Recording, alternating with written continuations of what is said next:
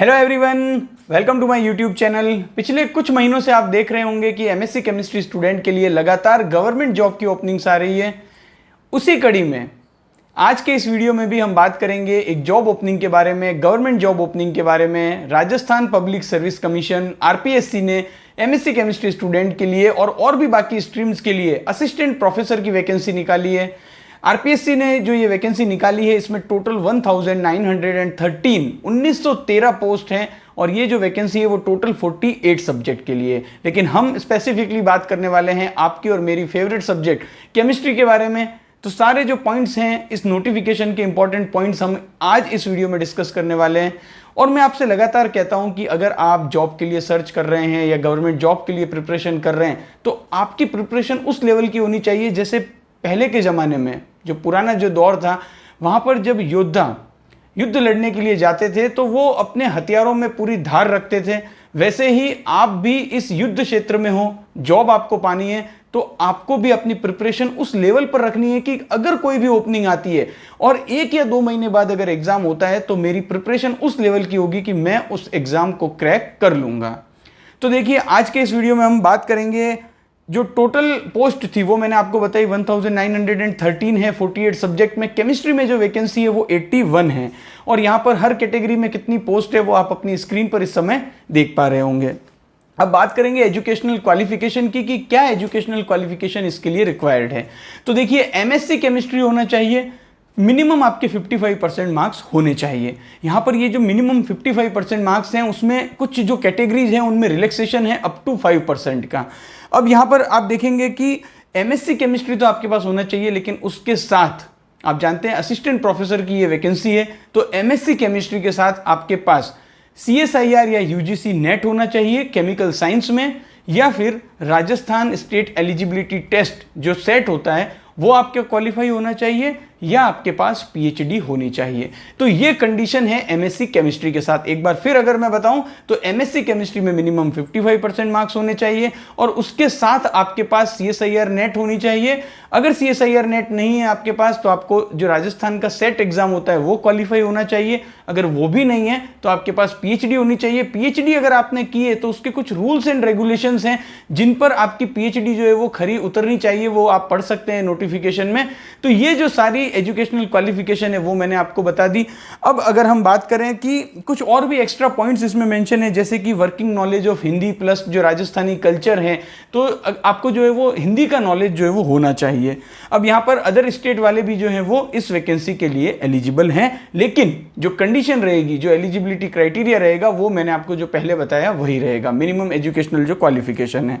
अब यहाँ पर एक क्वेश्चन जो कि मुझे कमेंट बॉक्स में बहुत ज़्यादा आएगा कि सर मैं फाइनल ईयर में हूं, क्या मैं इस वैकेंसी के लिए एलिजिबल हूं? तो देखिए, इस नोटिफिकेशन में बहुत अच्छी बात है कि उन्होंने क्लियरली मेंशन किया है कि आप अगर एमएससी केमिस्ट्री फाइनल ईयर में हैं तो भी आप इस वैकेंसी के लिए एलिजिबल हैं, बशर्ते यहाँ पर एक कंडीशन मेंशन की हुई है कि जब इस वैकेंसी के इंटरव्यूज स्टार्ट होंगे तो जो इंटरव्यू का पहला दिन होगा तब तक आपके पास सारी जो एजुकेशनल क्वालिफिकेशन है वो कंप्लीट हो जानी चाहिए, उनके डॉक्यूमेंट आपके पास होने चाहिए। जैसे कि उस समय तक आपकी MSc chemistry with minimum 55% marks के साथ हो जानी चाहिए।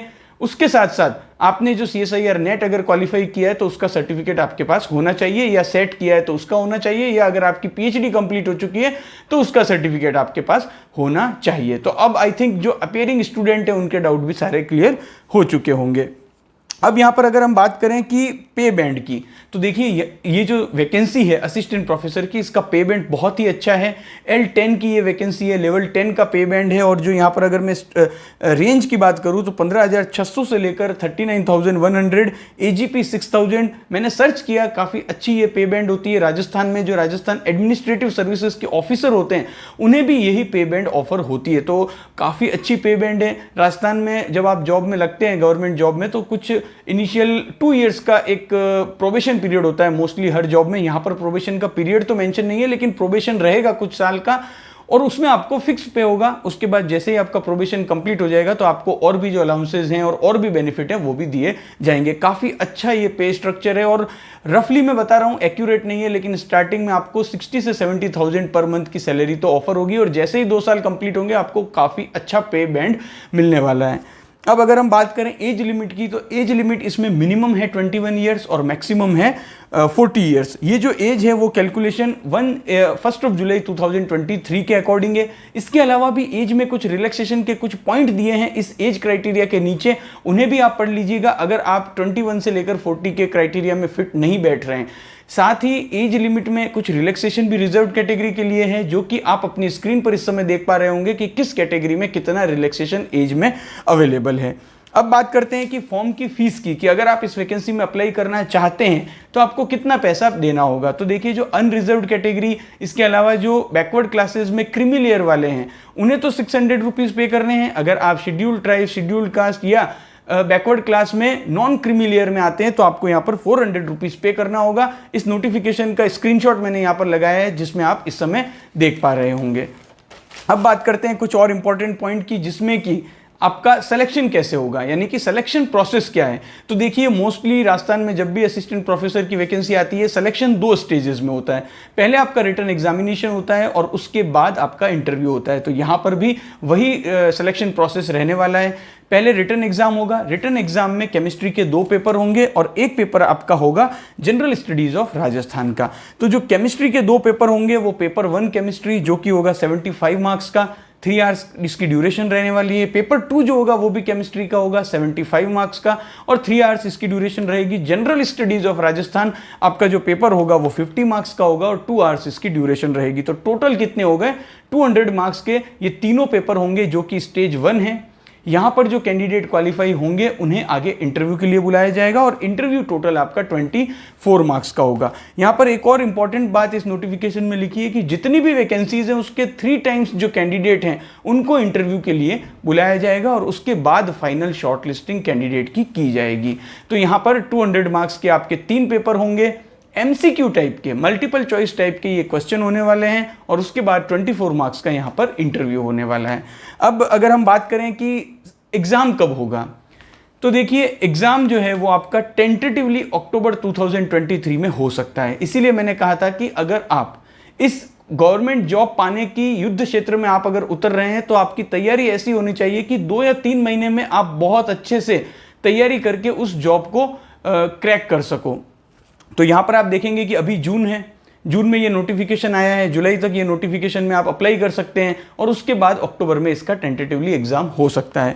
अब अप्लाई करने की जो डेट है वो 26 जून से लेकर 25 जुलाई 2023 तक आप इस वैकेंसी में अप्लाई कर सकते हैं। तो अच्छा खासा टाइम इन्होंने दिया है, 1 महीने का टाइम लगभग इन्होंने दे दिया है अप्लाई करने के लिए। लेकिन अगर आपके पास सारी एजुकेशनल क्वालिफिकेशन है, आप इंटरेस्टेड हैं इस वैकेंसी में अप्लाई करने में, तो अपने को लास्ट डेट का वेट कभी नहीं करना है, जल्दी से आप अप्लाई कर दीजिएगा। अब बात आती है कि सर सिलेबस क्या रहने वाला है। तो देखिए, सिलेबस को लेकर अभी इस नोटिफिकेशन में कुछ भी बात नहीं की गई है। नया जो सिलेबस रहेगा वो RPSC की वेबसाइट पर अपडेट कर दिया जाएगा। लेकिन मैं आपसे यही कहूँगा कि केमिस्ट्री के लिए तो आपको सिलेबस पता है, CSIR नेट मोस्टली जो है वो MSc और BSc के जो टॉपिक्स होते हैं वो तो आपको आने ही वाले हैं। इसके अलावा आप जो पिछली वैकेंसी आई थी असिस्टेंट प्रोफेसर केमिस्ट्री की, उसका सिलेबस भी रेफर कर सकते हैं। ऐसा नहीं कि सिलेबस अभी तक आया नहीं है तो आपको प्रिपरेशन स्टार्ट नहीं करनी है। देखिए, केमिस्ट्री में कुछ टॉपिक्स फिक्स होते हैं, जैसे कि ऑर्गेनिक केमिस्ट्री के स्टीरियो केमिस्ट्री आपसे पूछी जाने वाली है, NMR आपसे पूछा जाने वाला है, केमिकल काइनेटिक्स आपसे जरूर पूछी जाएगी। इसके अलावा अगर हम देखें तो सॉलिड स्टेट के क्वेश्चन आएंगे, थर्मोडायनेमिक्स आएगी। ये सब टॉपिक कहाँ जाएंगे, ये सब टॉपिक आपके सिलेबस में जरूर रहेंगे। तो जो स्टैंडर्ड टॉपिक्स हैं जो हमें पता है कि आएंगे ही, आप तो बस अपनी प्रिपरेशन पर फोकस स्टार्ट कर दीजिए। बहुत ही जल्द सिलेबस को लेकर कोई भी अपडेट आती है मैं आपको जरूर बताऊंगा। तो आप अपनी प्रिपरेशन पर फोकस कीजिए। देखिए कि आपके पास सारी एजुकेशनल क्वालिफिकेशन अगर है तो आप जरूर अप्लाई कीजिएगा। इस वीडियो को अपने सारे फ्रेंड्स के साथ शेयर कीजिएगा। और अगर आप, एक बात और भी मैं कह दूं कि जो अदर स्टेट के कैंडिडेट हैं उनके पास अगर CSIR नेट नहीं है या PhD नहीं है तो वो अप्लाई नहीं कर पाएंगे। उनको राजस्थान का सेट जो है वो क्वालिफाई होना जरूरी है। ये भी एक बहुत ही इंपॉर्टेंट पॉइंट है। आई होप कि सारे इंपॉर्टेंट पॉइंट इस वीडियो में हमने मेंशन कर दिए हैं। इसके अलावा कोई भी डाउट हो तो आप नोटिफिकेशन को अच्छे से पढ़ सकते हैं और कमेंट भी कर सकते हैं। इस वीडियो को पूरा अंत तक देखने के लिए थैंक यू। मिलते हैं अगले वीडियो में, तब तक के लिए टाटा बाय बाय, जय हिंद।